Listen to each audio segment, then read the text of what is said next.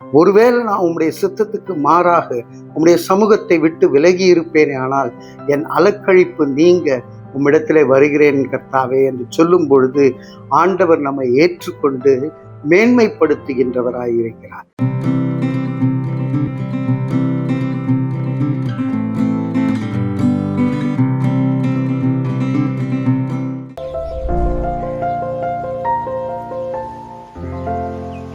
பிரியமானவர்களே, யோனா 1வது அதிகாரம் 3வது வசனத்திலே, அப்பொழுது யோனா கர்த்தருடைய சமூகத்தினின்று விலகி தர்ஷீஷுக்கு ஓடி போகும்படி எழுந்து யோப்பாவுக்கு போய் தர்ஷீஷுக்கு போகிற ஒரு கப்பலை கண்டு கூலி கொடுத்து, நான் கர்த்தருடைய சமூகத்தினின்று விலகும்படி அவர்களோட தர்ஷீஷுக்கு போக கப்பல் ஏறினான்.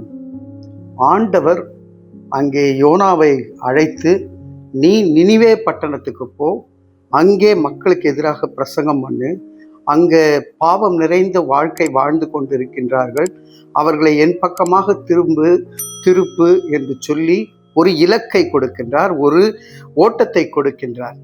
ஆனால் நம்முடைய யோனா என்ன பண்ணுறாருன்னா, அங்கே போக நினிவே பட்டணத்துக்கு யாருங்க போவா அப்படின்னு கர்த்தருடைய சமூகத்தை விட்டு விலகி, அவன் பணம் இருந்தால் கூட கூலி கொடுத்து இன்னொரு கப்பலில் ஏறி அங்கேருந்து அவன் தர்ஷீஷுக்கு போகிறதுக்கு வழியை உண்டு பண்ணிட்டான். ஆனால் கர்த்தருடைய சமூகத்திலிருந்து நம்ம வெளியே போகும் பொழுது பெருங்காற்றை வரவழைத்தார் என்று அடுத்த வசனம் சொல்லுகிறது.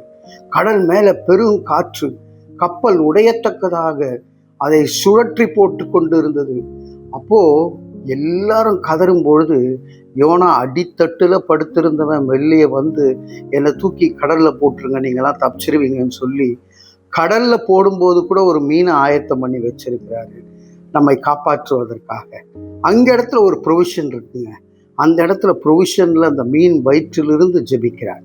என் நெருக்கத்திலிருந்து நான் கூப்பிடுகிறேன், நாற்றத்திலிருந்து கூப்பிடுகிறார். மனம் திரும்பி ஆண்டவரை நோக்கி கூப்பிடும்போது அந்த மீனுக்கு, எந்த மீனுக்கு கட்டளை இட்டாரோ நீ வந்து கேட்ச் படி அப்படின்னு, அந்த மீனை திரும்ப துப்ப சொல்றாரு. அது துப்புகிற இடம் கரெக்டாக நினிவே பட்டணமாக இருக்கின்றது. அதுதாங்க கடவுளுடைய வழி நடத்துதல். நாம் என்னத்தான் ஜிபிஎஸ் லொக்கேஷன் எல்லாம் போட்டு இங்கே போகணும் அங்கே போகணும்னு நினச்சி நம்ம சொந்தமாக என்னென்ன முயற்சி செய்தாலும், இன்றைக்கு உங்களுடைய வாழ்க்கையிலே பெருங்காற்று வீசுகிறதா, இல்லை அலக்கழிக்கப்படுகிறீர்களா, இங்கே ஓடுறேன் அங்கே ஓடுறேன்னு நீங்கள் நினைக்கிறீங்களா? கடவுளுடைய சமூகத்துக்குள்ளாக வந்து, ஆண்டவரே நீர் எனக்கு நியமித்த ஓட்டத்தை எனக்கு வெளிப்படுத்துங்க. ஒருவேளை நான் உம்முடைய சித்தத்துக்கு மாறாக உம்முடைய சமூகத்தை விட்டு விலகி இருப்பேனே, ஆனால் என் அலக்கழிப்பு நீங்க உம்மிடத்திலே வருகிறேன் கர்த்தாவே என்று சொல்லும் பொழுது ஆண்டவர் நம்மை ஏற்றுக்கொண்டு மேன்மைப்படுத்துகின்றவராயிருக்கிறார்.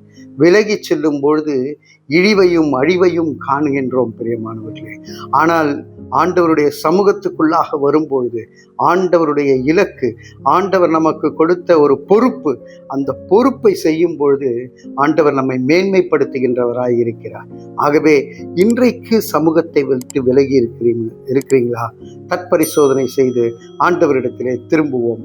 அன்பின் பரலோக பிதாவே, நாங்கள் யாராவது கர்த்தாவே உம்முடைய சமூகத்தை விட்டு விலகி ஓடி போய் தவித்து கொண்டு இருப்போமே, ஆனால் இப்பொழுது ஜெபிக்கிறோம். நாங்கள் எங்களை ஆண்டவரே, எங்கள் மனதை மாற்றி நீர் எங்களை உம்முடைய சமூகத்துக்குள்ளாக இழுத்து உம்முடைய இலக்கை நோக்கி நாங்கள் ஓட கர்த்தர் கிருபை செய்யும்படியாக இயேசுவின் மூலம் ஜெபித்து ஜெயத்தை பெற்றுக்கொள்ளுகிறோம். ஜீவனுள்ள நல்ல பிதாவே, ஆமேன், ஆமேன்.